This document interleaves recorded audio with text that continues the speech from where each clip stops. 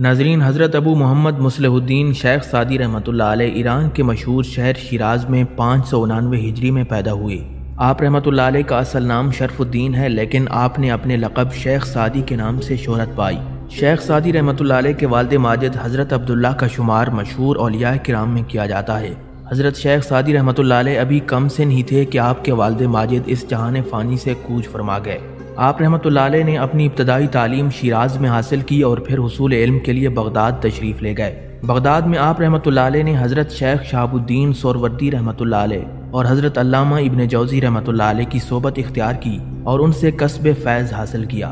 حضرت شیخ سعدی شیرازی رحمۃ اللہ علیہ کو فقر و درویشی سے خاص لگاؤ تھا، اور اسی لگاؤ کی وجہ سے آپ رحمۃ اللہ علیہ بچپن سے ہی عبادت و ریاضت میں مشغول رہتے تھے۔ آپ رحمۃ اللہ علیہ نے حضرت شیخ عبد القادر جیلانی رحمۃ اللہ علیہ کے دست اقدس پر بیعت کی سعادت حاصل کی اور انہی کی صحبت میں پہلی مرتبہ حج ادا کیا۔ شیخ سعدی رحمۃ اللہ علیہ نے اپنی زندگی میں 14 حج باپیادہ ادا کیے۔ حضرت شیخ سعدی شیرازی رحمۃ اللہ علیہ کو سیر و سیاحت سے خاص لگاؤ تھا، اور اس کے لیے آپ رحمۃ اللہ علیہ نے کئی ممالک کا سفر اختیار کیا۔ آپ رحمۃ اللہ علیہ نے بغداد کی شان و شوکت بھی دیکھی اور پھر اسے چنگیز خان اور ہلاکو خان کے ہاتھوں تباہ ہوتے ہوئے بھی دیکھا۔ شیخ سعدی رحمۃ اللہ علیہ نے اپنی زندگی کے تقریباً 30 سال سیر و سیاحت میں گزارے۔ حضرت شیخ سعدی شیرازی رحمۃ اللہ علیہ نے نصیحت آموز حکایات پر مبنی کتب بستان سعدی اور گلستان سعدی تحریر کی، جو فارسی زبان میں تھیں۔ ان حکایات میں آپ رحمۃ اللہ علیہ نے مختلف واقعات اور اپنے ساتھ سیاحت کے دوران پیش آنے والے واقعات کو نصیحت آموز انداز میں بیان کیا۔ آپ رحمۃ اللہ علیہ کا ایک اور کارنامہ قرآن مجید کا فارسی زبان میں ترجمہ ہے۔ حضرت شیخ سعدی رحمۃ اللہ علیہ نے اپنی زندگی کے آخری ایام شیراز میں گزارے اور 102 سال کی عمر میں 691 ہجری میں وصال فرمایا۔ آپ رحمۃ اللہ علیہ کو شیراز میں ایک پہاڑی مقام پر مدفون کیا گیا، جہاں آج تک آپ کا مزار مبارک موجود ہے۔ ناظرین، آج کی اس ویڈیو میں ہم آپ کے سامنے حضرت شیخ سعدی شیرازی رحمۃ اللہ علیہ کی مشہور سبق آموز حکایات پیش کریں گے، جنہیں سن کر آپ کا ایمان تازہ ہو جائے گا۔ شیخ سعدی رحمۃ اللہ علیہ بوستان میں فرماتے ہیں کہ ایک گاؤں کا سردار اور اس کا بیٹا سفر کر رہے تھے۔ راستے میں انہوں نے ایک شاہی لشکر کو خیمہ زن دیکھا۔ جب دونوں وہاں پہنچے تو سپاہیوں کی شان و شوکت اور بادشاہ کا روب و دبدبہ دیکھ کر اس سردار کے بیٹے پر ہیبت طاری ہو گئی۔ وہ کبھی زیرہ بند غلاموں کو دیکھتا اور کبھی نیزہ بردار سپاہیوں کو دیکھتا۔ سردار کی حالت بھی بے حد خراب تھی اور اس پر خوف کی کیفیت طاری تھی، یہاں تک کہ وہ بھاگ کر ایک جگہ چھپ گیا۔ بیٹے نے باپ کی ایسی حالت دیکھی تو کہا کہ آپ تو ایک بستی کے سردار ہیں، میں سمجھتا ہوں کہ آپ ایک بڑے سردار ہیں، پھر آپ اس بادشاہ کے اس لشکر سے اس قدر خوف زدہ کیوں ہیں؟ سردار نے جواب دیا، بیٹے، اس میں کوئی شک نہیں کہ میں اپنی بستی کا سردار ہوں، مگر اس بادشاہ کے سامنے میری کوئی حیثیت نہیں ہے، میں اس کے ادنا غلاموں میں بھی شمار نہیں ہو سکتا۔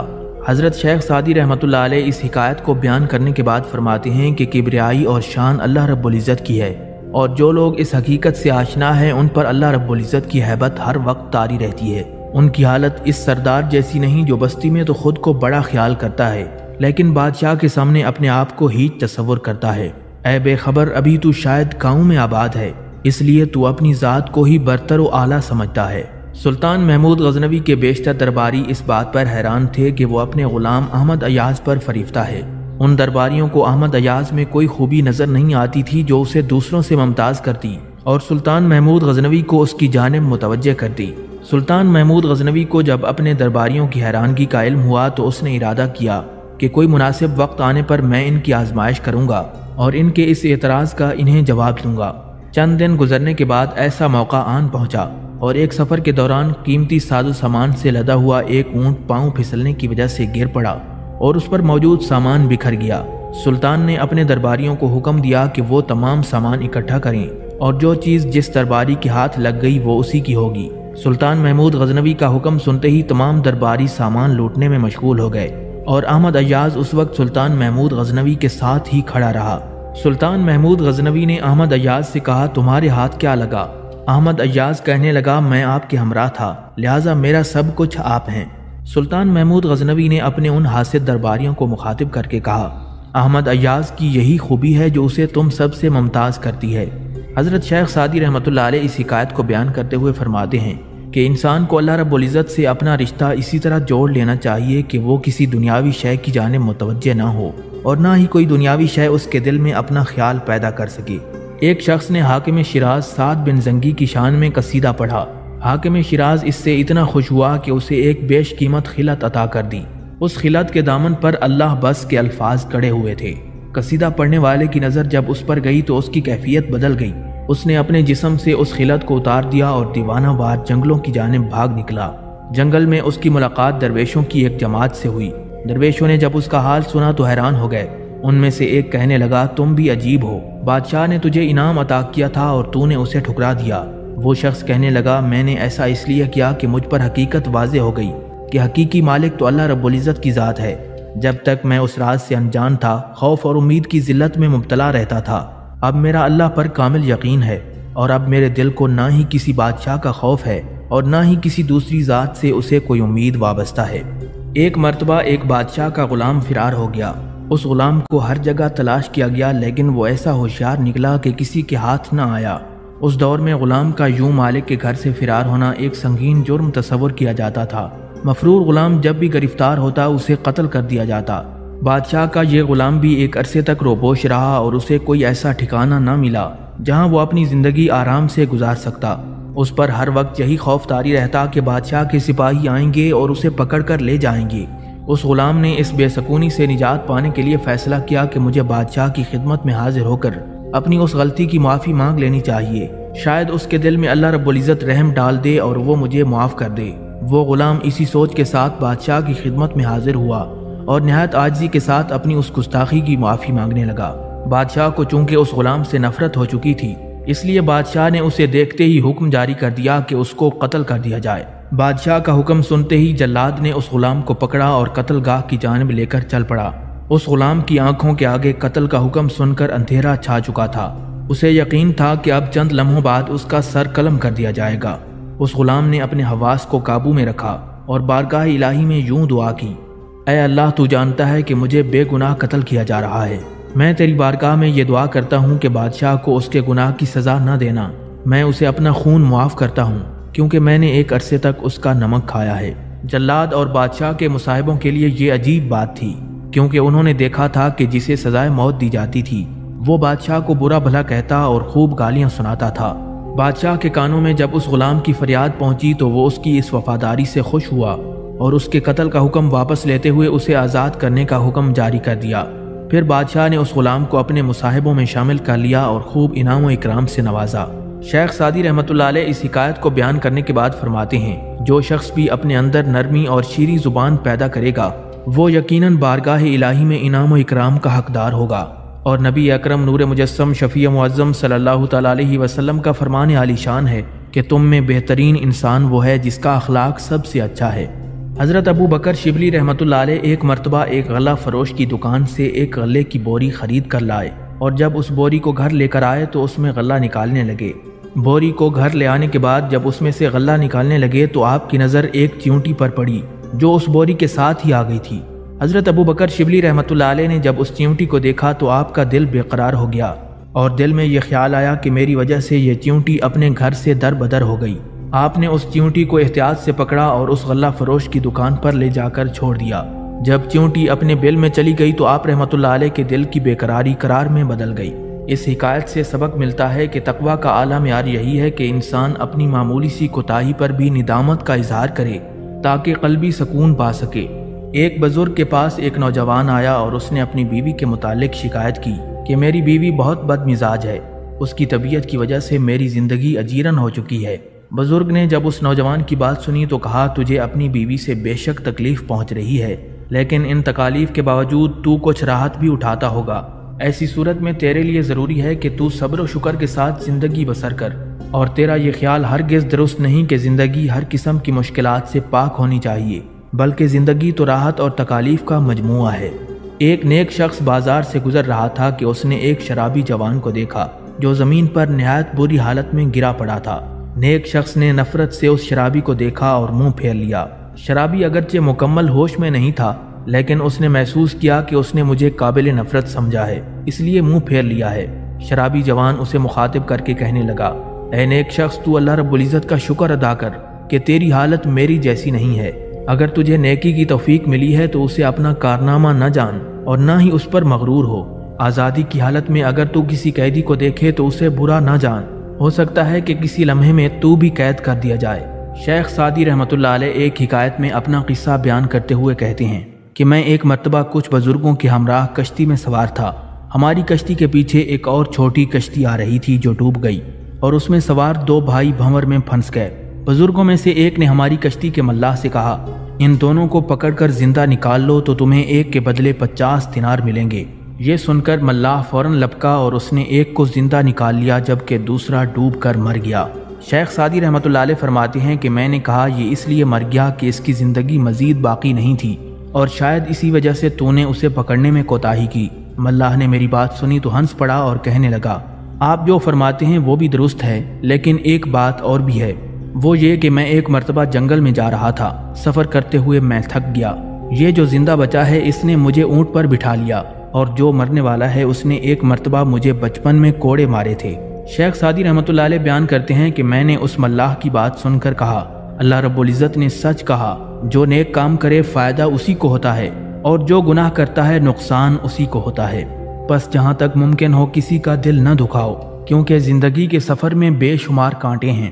شیخ سعدی رحمۃ اللہ علیہ اپنے بچپن کا ایک واقعہ بیان کرتے ہوئے فرماتے ہیں کہ جب میں بچپن میں تھا اور اتنا چھوٹا تھا کہ میں نماز روزے کے مسائل سے ناواقف تھا، ایک مرتبہ میں نے ماہ رمضان کا روزہ رکھا۔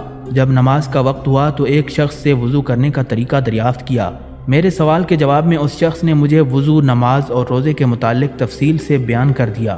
جب اس کی بات مکمل ہوئی تو بولا کہ برخوردار یہ مسائل مجھ سے بہتر اور کوئی نہیں جانتا، یہاں تک کہ ہمارے محلے کے امام مسجد کو بھی ان باتوں کا علم نہیں۔ اس شخص کی اس بات کا علم محلے کے معززین کو ہو گیا۔ وہ اس پر سخت ناراض ہوئے اور کہنے لگے کہ اس بے وقوف کو وضو اور نماز کے مسائل تو یاد ہیں، مگر ہمارے دین کی اس تعلیم کو بھول گیا کہ اپنے معززین کو اچھے ناموں سے یاد کرو، اور یہ کہ کسی کو اس کی غیر موجودگی میں برے الفاظ سے یاد کرنا غیبت ہے، اور یہ ان گناہوں میں سے ایک ہے جن کے مرتکب لوگوں کو جہنم میں ڈالا جائے گا۔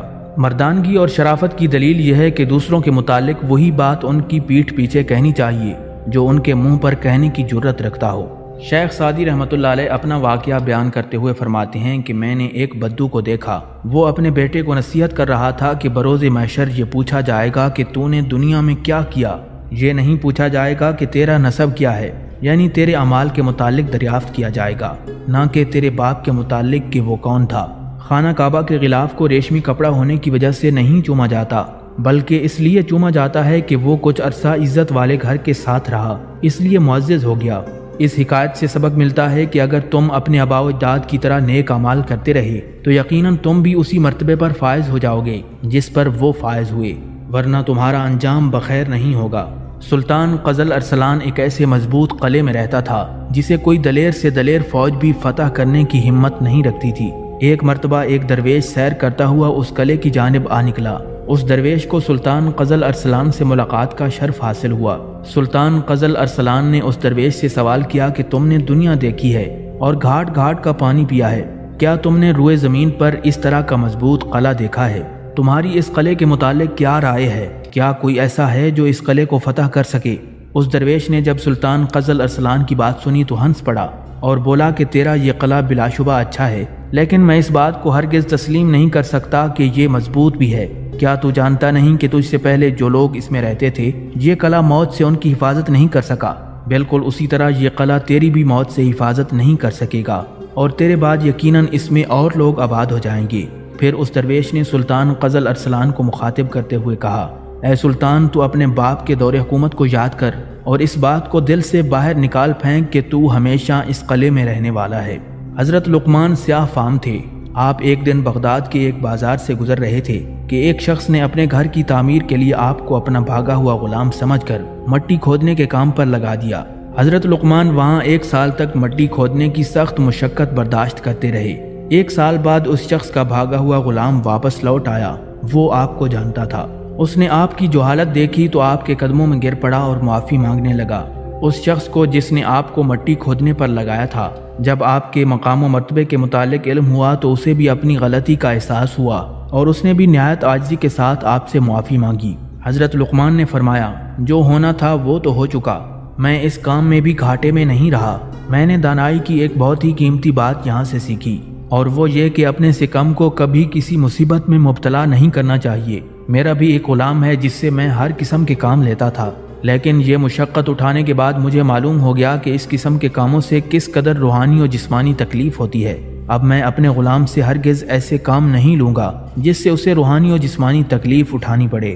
حضرت شیخ سعدی رحمۃ اللہ علیہ بیان کرتے ہیں کہ ایک نوجوان بے حد حسین و جمیل تھا، اس کے ساتھ ساتھ وہ نیک اتوار کا بھی عالم تھا اور علم کی دولت سے بھی مالا مال تھا۔ وہ جس موضوع پر بھی گفتگو کرتا لوگ اس کی جانب متوجہ ہو جاتے اور نہایت انہماک سے اسے سنتے تھے۔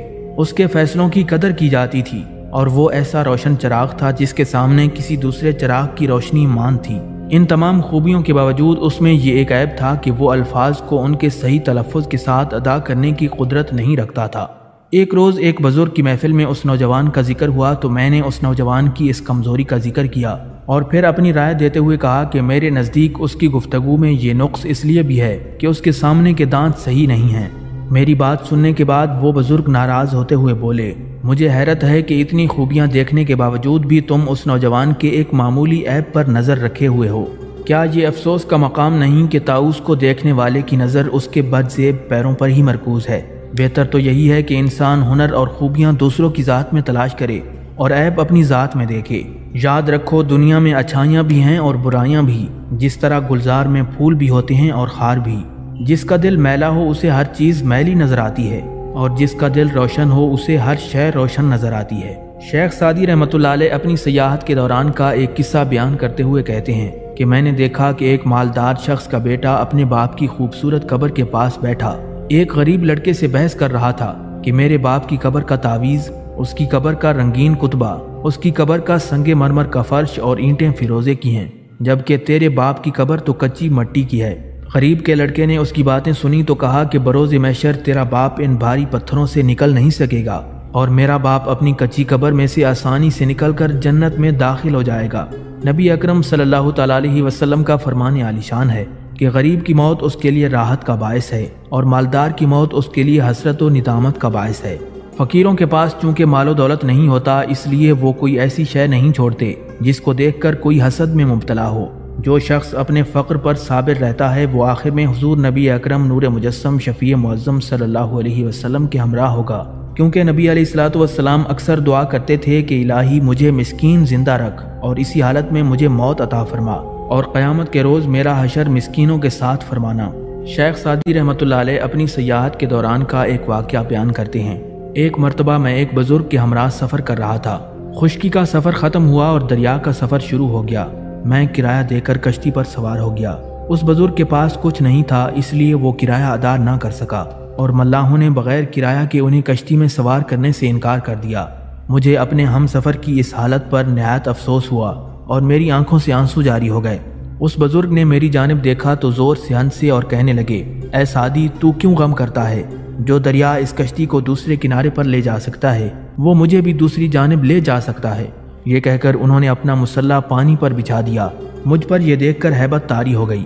اگلی صبح جب میں دریا کے دوسرے کنارے پر پہنچا تو وہ بزرگ پہلے ہی وہاں موجود تھے۔ انہوں نے مجھے دیکھ کر کہا، اے سعدی، حیران نہ ہو، تجھے کشتی نے دریا پار کروا دیا اور مجھے میرے اللہ نے دریا پار کروا دیا۔ اے سعدی، کیا تو اس بچے کی حالت سے واقف نہیں کہ جسے آگ کی ہلاکت آفرینی سے کوئی واقفیت نہیں ہوتی، لیکن اس کی مہربان ماں اس کی حفاظت کرتی ہے؟ بس یہی خاصان خدا کا حال ہے، ان کے لیے آگ گلزار اور دریا پایاب ہو جاتے ہیں۔ ایک بادشاہ نے اپنے مشیروں سے کہا کہ فلاں شخص کی تنخواہ دگنی کر دو، کیونکہ وہ کبھی شاہی دربار سے غیر حاضر نہیں ہوا، ہر وقت میرے حکم کا منتظر رہتا ہے، جبکہ باقی تمام لوگ شاہی دربار میں کھیل تماشوں میں مشغول ہو جاتے ہیں اور اپنے فرض کی ادائیگی میں کوتاہی برتتے ہیں۔ ایک صاحب حال شخص نے جب بادشاہ کا یہ فرمان سنا تو ایک نعرہ مستانہ بلند کیا اور وجد میں آ گیا۔ لوگوں نے اس سے دریافت کیا کہ بادشاہ کی بات میں ایسا کیا تھا کہ تم سن کر وجد میں آ گئے؟ اس صاحب حال شخص نے کہا کہ اللہ رب العزت کی بارگاہ میں بندوں کا حال بھی یہی ہے اور ہر ایک کا مقام و مرتبہ الگ الگ ہے۔ اگر بندہ کچھ دن بادشاہ کی خدمت میں رہے اور اپنے امور کی ادائیگی میں پابندی کا خیال رکھے تو بادشاہ اس پر اتنا مہربان ہو جاتا ہے، تو دوسری طرف اللہ رب العزت کی خلوص نیت کے ساتھ عبادت کرنے والوں پر اللہ رب العزت کیوں کر مہربان نہیں ہوگا؟ بس حکم ماننا باعث رسوائی نہیں بلکہ عقل مندی کی دلیل ہے۔ جو حکم عدولی کرتے ہیں وہ محروم رہتے ہیں۔ جس کا نصیب اچھا ہو وہ کبھی نافرمانی نہیں کرتا اور اپنا سر ادب سے چوکھٹ پر جھکائے رکھتا ہے۔ پانی کا ایک ننھا سا قطرہ بادل سے ٹپکا اور دریا میں آن گرا۔ اس ننھے قطرے نے جب دریا کی وسعت اور گہرائی کا اندازہ کیا تو اسے اپنی ذات نہایت حقیر محسوس ہوئی۔ وہ سوچنے لگا، اتنے بڑے دریا کے مقابلے میں بھلا میری کیا ہستی ہے، میں تو کسی شمار میں بھی نہیں آتا، باقی بھی رہا تو کیا اور فنا بھی ہو گیا تو کیا۔ قطرے نے یہ تمام باتیں نہایت عاجزی اور انکساری سے سوچی تھیں۔ ایک صدف نے اسے منہ کھول کر اپنے اندر کر لیا اور پھر اس کی پرورش کر کے اسے ایک قیمتی موتی بنا دیا۔ یقیناً یہ اعزاز و مرتبہ اس لیے حاصل ہوا کہ اس نے خود کو حقیر جانا، اور جس نے خود کو حقیر جانا وہی بلند مرتبے کا حامل ہوا۔ شیخ سعدی رحمۃ اللہ علیہ بیان کرتے ہیں کہ درویشی کا لباس اوڑھے ہم چند دوست اکٹھے زندگی گزار رہے تھے۔ ہم میں سے ایک شخص بہت پیٹو اور بے صبرا تھا۔ ایک دن ہم کھجوروں کے ایک باغ کی جانب جا نکلے، جہاں سرخ اور پکی ہوئی کھجوریں دیکھ کر اس بے صبرے کا جی للچانے لگا اور وہ جلدی سے ایک درخت پر چڑھ گیا۔ ابھی وہ پیٹو جی بھر کے کھجوریں کھا بھی نہیں پایا تھا کہ شاخ اس کے ہاتھ سے چھوٹ گئی اور وہ وہیں گر کر مر گیا۔ اتفاق سے اس وقت اس باغ کا مالک بھی ادھر آ گیا اور اس نے جب لاش دیکھی تو ہم سے دریافت کیا کہ اسے کس نے مارا ہے۔ میں نے اسے جواب دیا کہ اس کو اس کے پیٹ نے مارا ہے۔ پیٹ کو قبر کی مٹی کے سوا کوئی چیز نہیں بھر سکتی، اور یہ حقیقت ہے کہ پیٹو شخص کا دشمن اس کا پیٹ ہے، اور اس کا پیٹ اس کے لیے ہاتھوں اور پاؤں کی زنجیریں بن جاتا ہے۔ اس لیے انسان کو کم کھانا، کم بولنا اور کم سونا چاہیے، اور یہ انبیاء کرام علیہم السلام کی مشہور صفات ہیں۔ ایک بچے نے روزہ رکھ لیا، آدھا دن تو اس نے جیسے تیسے کر کے گزار لیا، پھر بھوک اور پیاس کی شدت نے اسے بے چین کر دیا اور اس کی ہمت جواب دینے لگی۔ اس نے خیال کیا کہ اگر میں چپکے سے کچھ کھا لوں گا تو کسی کو کچھ خبر نہیں ہوگی۔ گھر والوں کو بھی اس کی اس حرکت کی خبر نہ ہوئی اور وہ شام تک اس کی دل جوئی اور خاطر مدارت میں لگے رہے۔ افطار کا بہترین انتظام کیا گیا، لیکن ظاہر ہے کہ روزے سے تو اب اس کو کچھ واسطہ نہیں تھا۔ شیخ سعدی رحمۃ اللہ علیہ یہ حکایت بیان کرنے کے بعد فرماتے ہیں کہ بوڑھا شخص اس بچے سے زیادہ نادان ہے جو دکھاوے کے لیے روزہ رکھتا ہے اور نمازیں پڑھتا ہے۔ عبادت وہی خالص ہے جو خاص اللہ رب العزت کی خوشنودی کے لیے کی جائے۔ ایک بادشاہ کو کوئی خطرناک بیماری لاحق ہو گئی جس کا ذکر نہیں کیا جا سکتا تھا۔ یونانی حکم